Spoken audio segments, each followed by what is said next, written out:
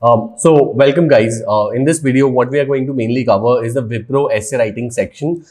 We give you a lot of rules. We'll tell you the most important topics about the Wipro NLTA or Wipro essay writing section and the most asked questions. So let's begin. So first of all, there's an AI system that is in place which grades your Wipro essay writing section. So there's no human being that is grading. It is an AI system. So I'll give you a brief about AI system on what parameters would it give you marks, and how you can fool the AI itself to write or to fetch more marks, right? Then we'll tell you the grading scheme of the AI system. So obviously it gives you plus minus 1 or 2 or 10 marks based upon the mistakes that you're making or based upon the good things that you're doing, right? And then at the very end, we'll take a sample essay and I'll tell you what is correct and what is wrong and how the student has written it. Then we'll tell you the importance of diction, structuring, signpost words, etc., etc. So these are very important because the AI system has diction as marks, has signpost as marks. So very good things with in this video. Make sure that you watch this video till the very end. Also, one more important thing is that we are doing a giveaway round. So the top 5 commenters on this video, which post the best things about Prep Insta or ask the best doubts, are going to get the free online classes for Wipro completely free of cost. So make sure that you comment on the video. It just hardly would take you about 10 seconds, and then the results of that would be announced on an Instagram page. So the link of that is also given on in the description of the video, right? So let's start. Make sure that you have a pen and paper, and then only you begin with the video. Okay. So let's start here. So the sample topics for the essay, and these were asked just recently in the Wipro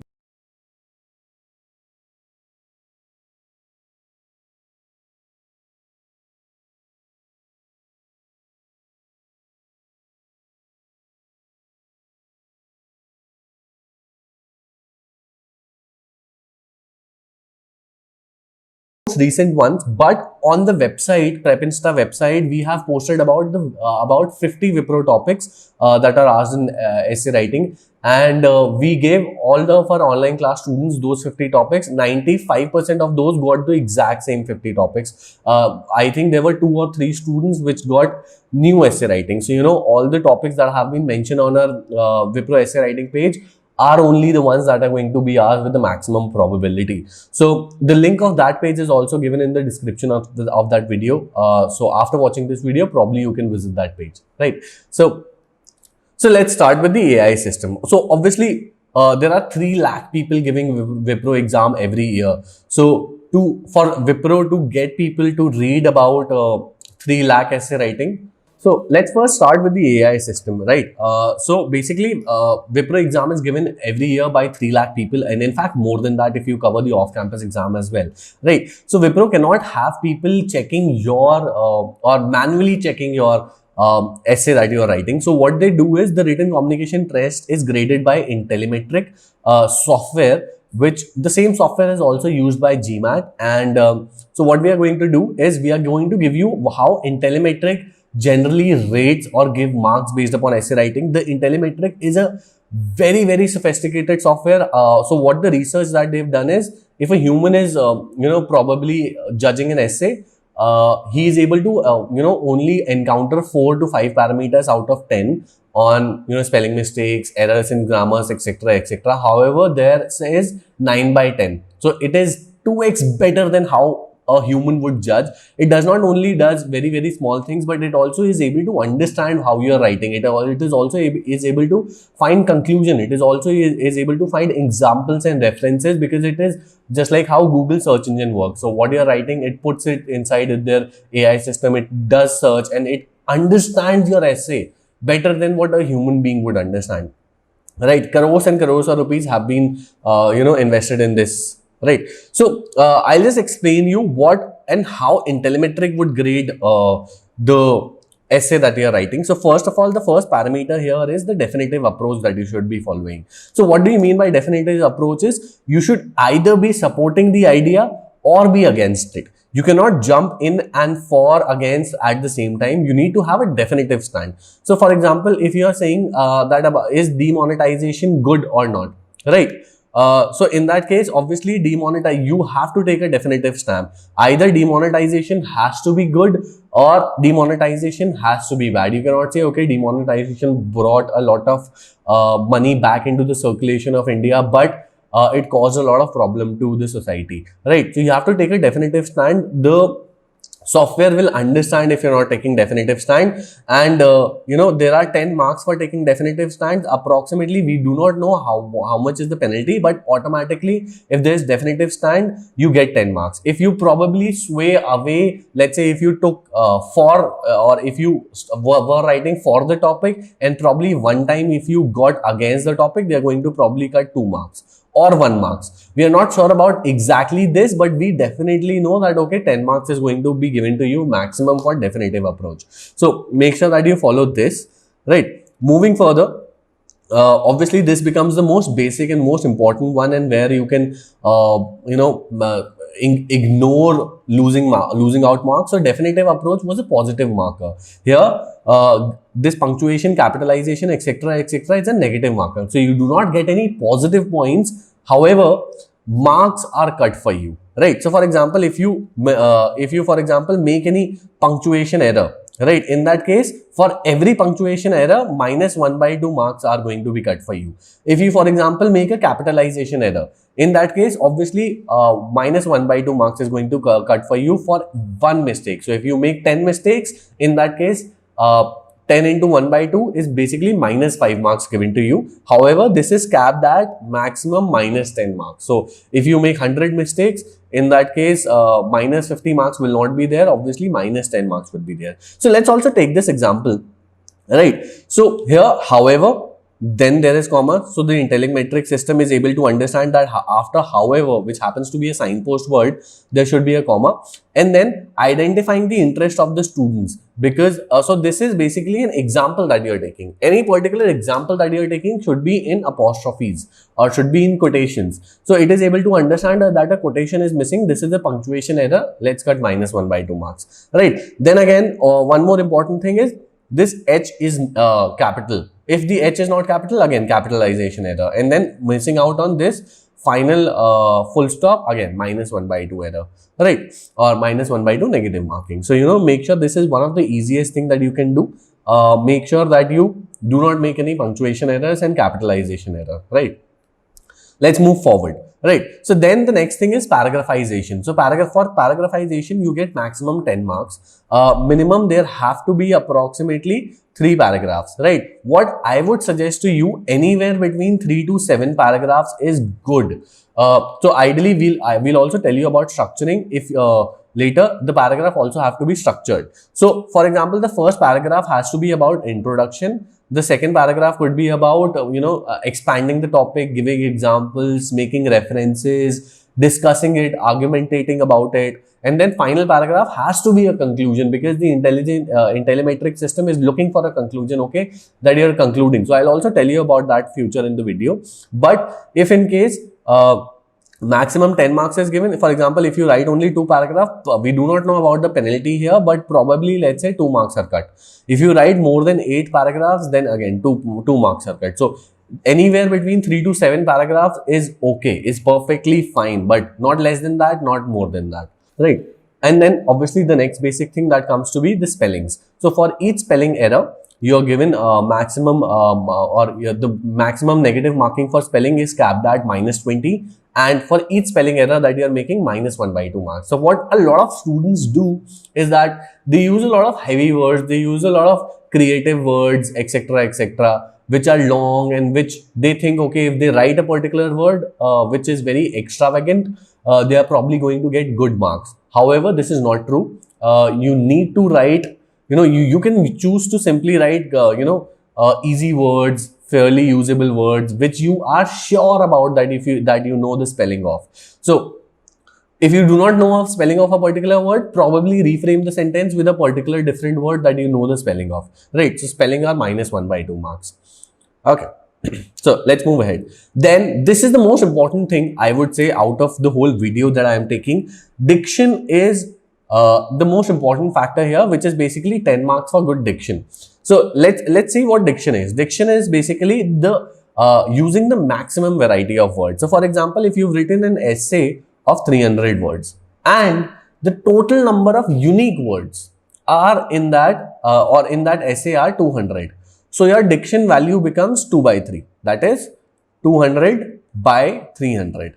If in case the unique word that you are using are 100, right? So in that case, 100 by 300 becomes your diction. So obviously having higher diction is better. We do not know about the internal nomenclature, but maximum 10 marks is for good diction, right? So what you can do, obviously, do not use fancy words, do not use extravagant words, but use different types of words. So if you have used however again and again, probably use instead of however, reframe the same sentence, use although. For example, if you use a particular word, let's say hot, in that case you can use mild.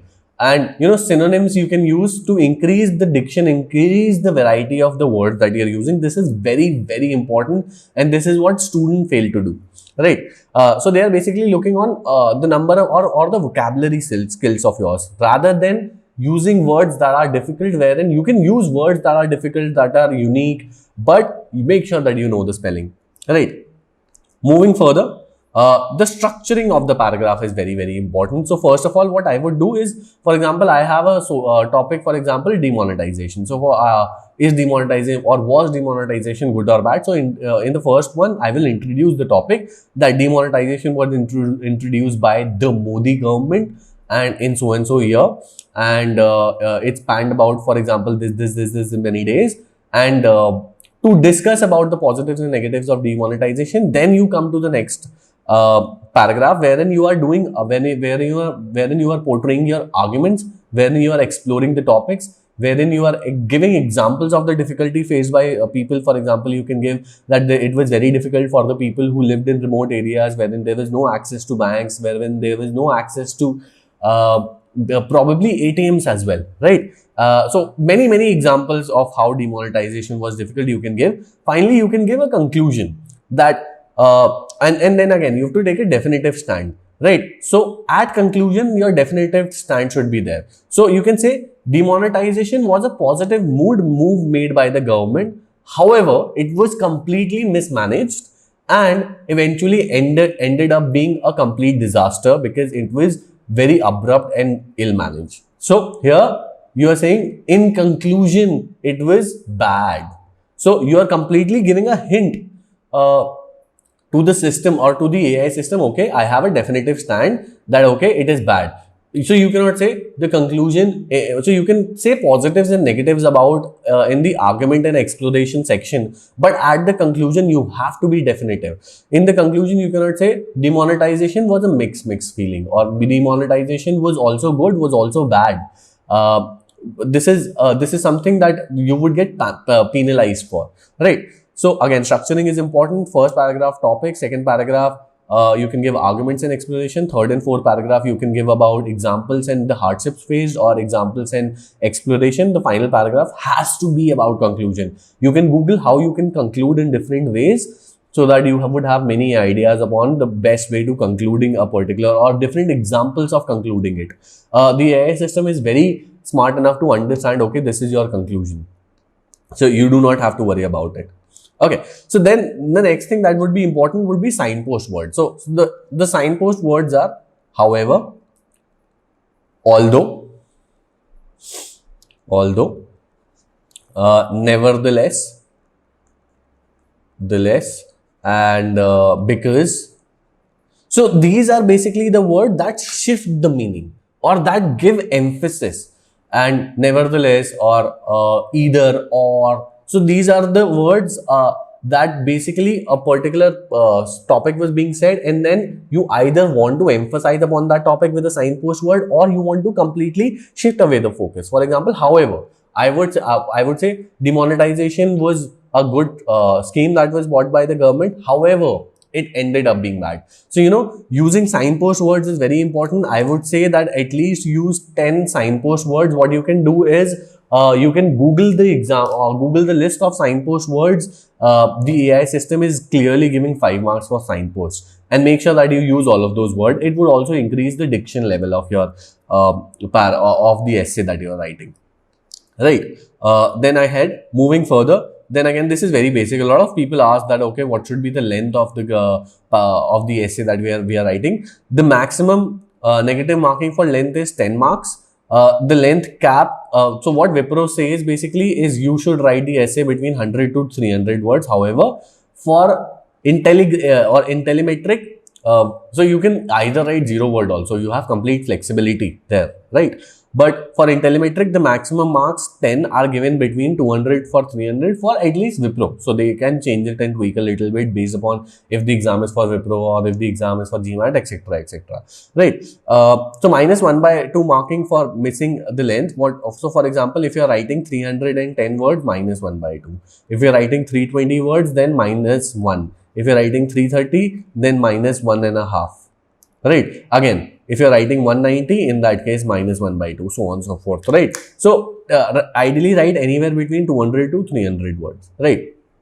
So, the hacks of what I would say is first write the whole essay or write the draft essay and then use that to or edit and improve the essay by changing words, improving diction, changing words to their synonyms so that higher diction is there, using more signpost words, proofreading, for example, if you made any grammatical error, proofread, for example, if there is any spelling error or capitalization error or punctuation error, right? Again, one thing that I forgot to mention, there are plus 10 marks.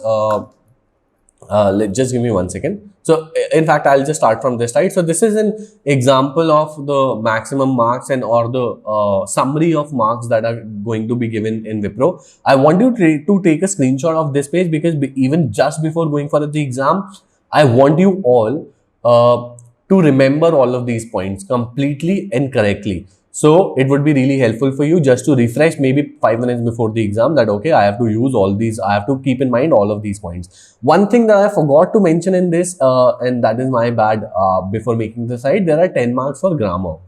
And obviously this is pretty basics. Try not to make any grammar mistakes. A lot of people would use Grammarly to identify, okay, wherein I'm making grammar mistakes. The Intellimetric tool is similar to Grammarly. It is able to understand, okay, you've made some mistake, right? So 10 marks for grammar, right?